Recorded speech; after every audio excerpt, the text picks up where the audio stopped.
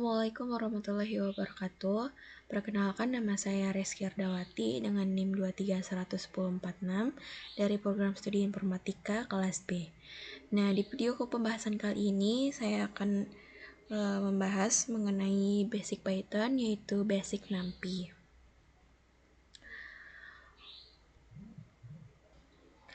Nah, library ini merupakan hal yang sangat penting pada computer vision.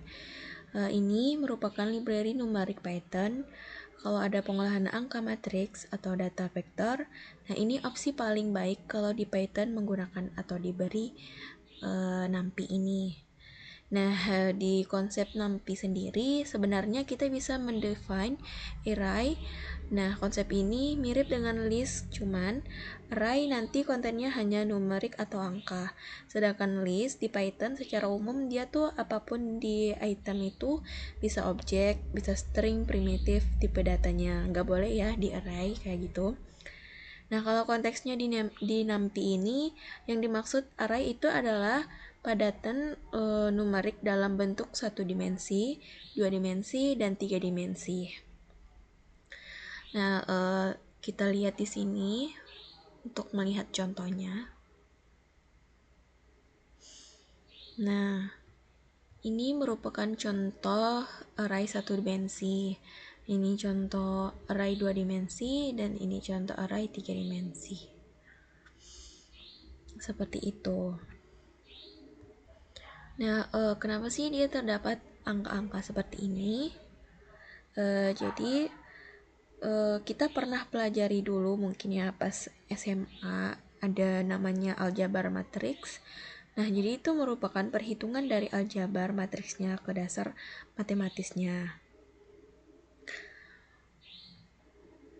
Nah, seperti itu. Nah, ini ada beberapa keuntungan kita menggunakan NumPy. Nah, dari segi size, dari segi size ini, yang pertama kita gunakan library NumPy. Size dari matriks yang terbentuk itu lebih kecil dibandingkan dengan kalau kita define menggunakan list pada Python di setiap dasar yang berkaitan. Nah, size itu bisa lebih kecil sehingga konsumsi space-nya bisa lebih rendah. Nah, yang kedua ada performance. Ketika kita menggunakan library NumPy untuk operasi matriks dengan dimensi tinggi, seperti gambar jika RGB dia itu ukurannya 600 kali 700 pixel. Nah, itu total pixelnya itu ada berapa tuh? Nah, dan bayangin kalau kita melakukan kedua operasi gambarnya, dia tidak akan berjalan ketika kita menggunakan NumPy. Namun, sebaliknya kita gunakan NumPy, dia bisa dijalankan. Nah, selanjutnya yang terakhir ada functionality. Nah, ini banyak digunakan di OpenCV. Nah, digunakan oleh library Skippy dan NumPy. Ini menggunakan functionality-nya itu banyak yang digunakan ya untuk berbagai operasi yang melibatkan matriks. Nah, di sini ada kode-kodenya. Jadi kode-kode ini saya ambil dari riset di sini di file tadi ya. Nah, di sini saya sudah download sih tadi. Teman-teman bisa download juga nanti di sini. Nah, ini dia. Nah, ini merupakan riset-risetnya. Nah, di sini ada function-function yang sering kita pakai ya, seperti tampilan layar ini. Selanjutnya, langsung saja di sini kita mulai dari library. Dari perintah yang pertama yaitu ada import NumPy as NumPy.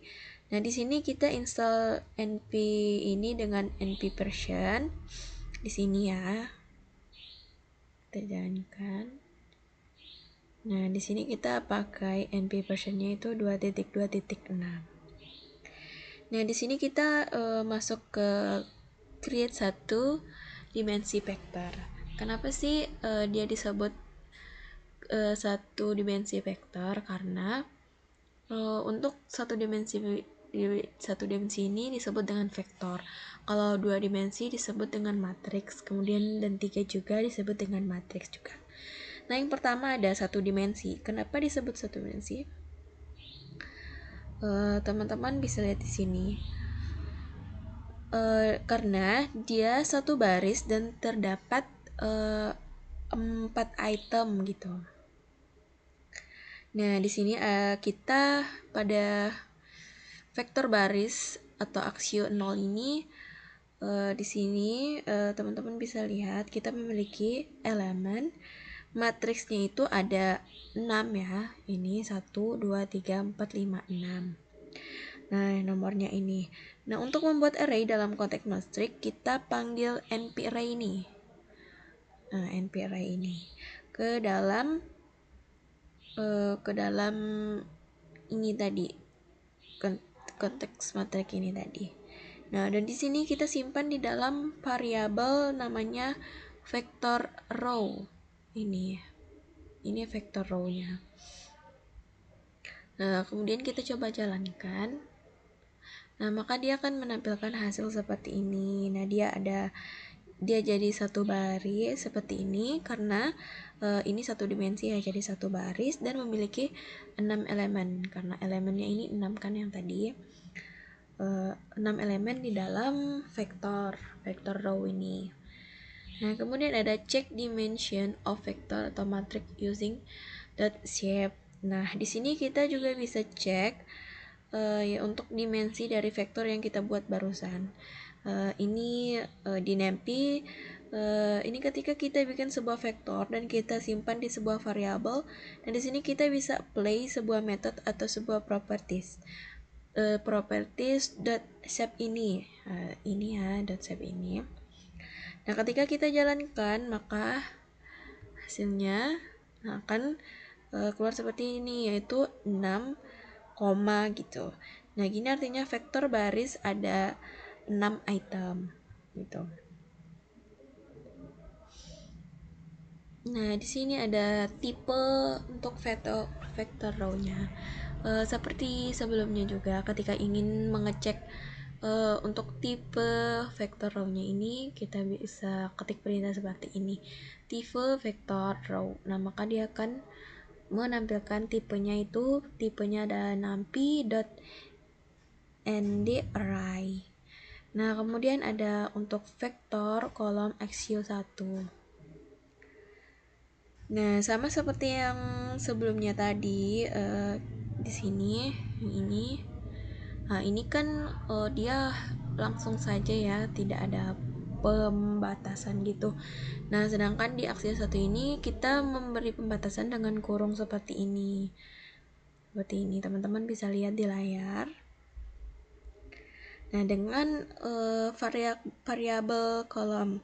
Nah, karena kita ingin melihat untuk mengecek untuk variabel kolomnya. Tadi kan untuk variabel vektor row-nya. Sekarang vektor kolom. Nah, kita print, maka hasilnya akan menampilkan seperti ini. Yang dimana ada kolomnya 6, barisnya 1 gitu. Karena aksionya 1. Ini kan kolom ya, kolom 1, kolom 2, kolom 3, kolom 4, kolom 5, kolom 6.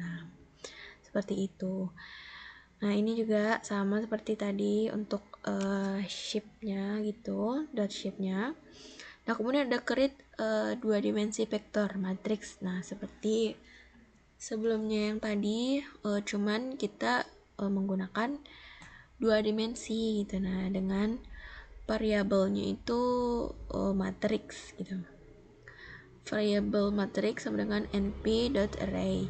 Nah, ini merupakan matriks dari 2 dimensinya ya, dimana ada 3 baris, 3 baris, ada 4 kolom. Teman-teman bisa lihat di sini. Maka hasilnya seperti ini. Ada baris, ada kolom ke-1, kolom ke-2, kolom ke-3, kolom ke-4. Baris ke-1, baris ke-2, baris ke-3 gitu. Nah, seperti ini ketika kita ingin mengecek matriks shape-nya, maka dia akan menampilkan hasil seperti ini. Ada 3 baris dan 4 kolom. Nah, untuk tipe matriksnya juga seperti tadi ada numpy.nd array.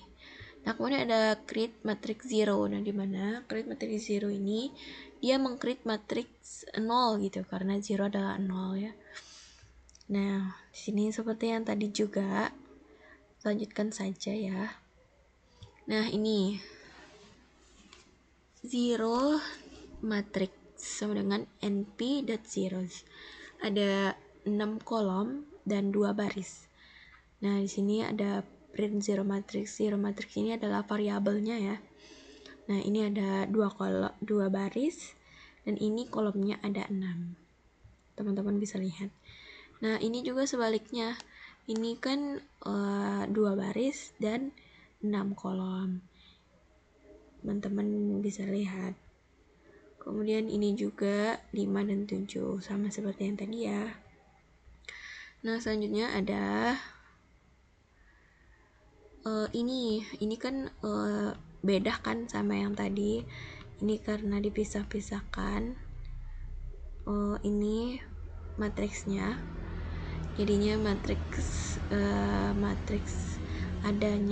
matriksnya ada 4 baris, kemudian ada 5 kolom dan 2 kedalaman. Seperti itu. Kemudian ada create matrix 1, dimana sama seperti yang tadi juga. Tadi kan 0, 0 kan, sekarang ada 1 atau 1 gitu. Seperti yang tadi, kita meng-create array of ones, array untuk 1 gitu. Sama juga seperti yang tadi, langsung saja lanjut ke pembahasan selanjutnya.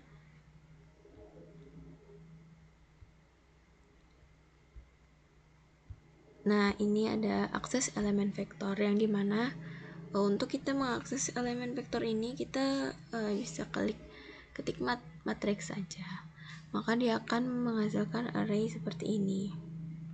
Hasilnya ada array 1, 2, 3, 4, 5, 6, 1, 2, 3, 5, 4, 5, 6, 6, 7, 8, 9, 9. Nah, ini ada 3 baris dan 4 kolom.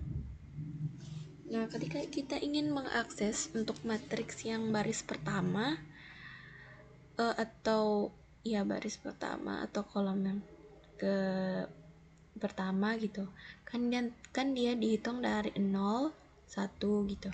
Ini matriks 0, ini matriks 1, ini matriks 2. Nah, ini kita ingin akses matriks yang pertama, itu akses baris indeks yang pertama ada yang ini 4, 5, 6, 6, maka dia akan menampilkan array 4, 5, 6, 6 untuk hasil dari baris indeks yang pertama.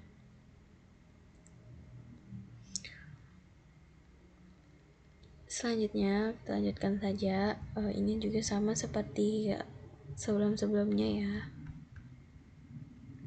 Langsung saja ke pembahasan selanjutnya. Nah, selanjutnya ini kita masuk ke pembahasan selanjutnya, yaitu built-in function, yang dimana ini untuk menentukan matriks yang kita inginkan gitu.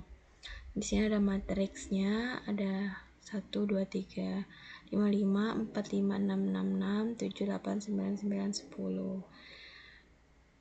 Ini ada np.max, matriks ini variabelnya matriks ya.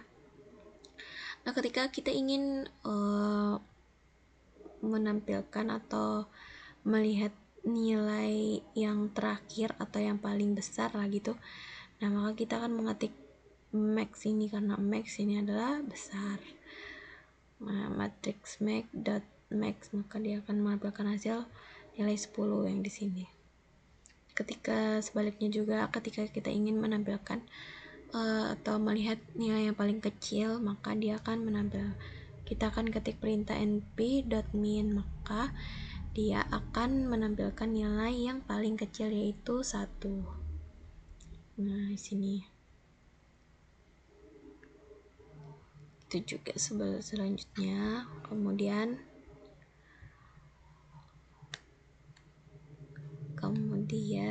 ada Nah, kemudian ada matriks operasional yang dimana ada perintahnya seperti ini. A sama dengan variabel A dan variabel B. Dan A sama dengan np.array 131,521 dan variabel B nya sama dengan np.array 0,0,1 3, 5, dan 1. Nah, ini ada penjumlahan matriks. Ketika kita ingin menjumlahkan matriksnya, maka kita akan mengetik variabel A tambah variabel B, maka hasilnya akan seperti ini.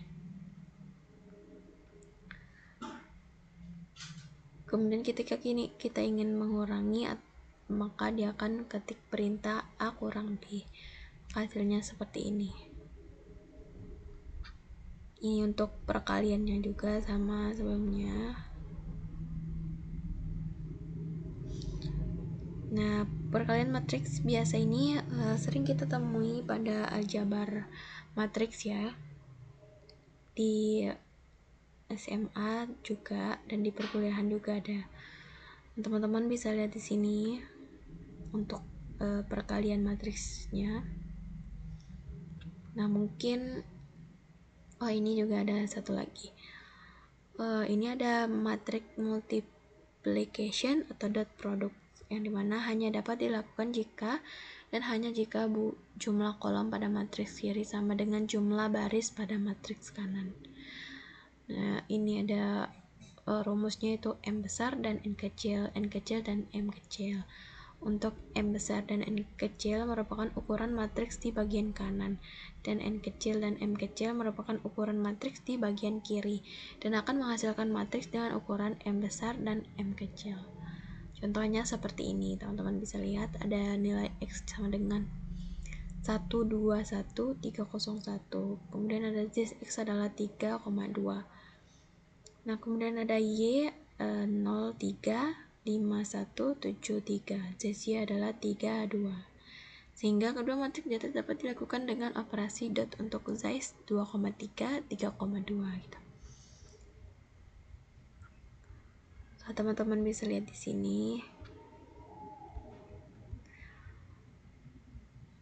Kemudian ada masuk di task yang mana buat dua buah dua dimensi A dan B dengan ukuran masing-masing 4,5 dan 5,2 dengan menggunakan np.linspace dan np.reshape. Hitung A.B. Nah, teman-teman bisa lihat untuk materi tasknya ini.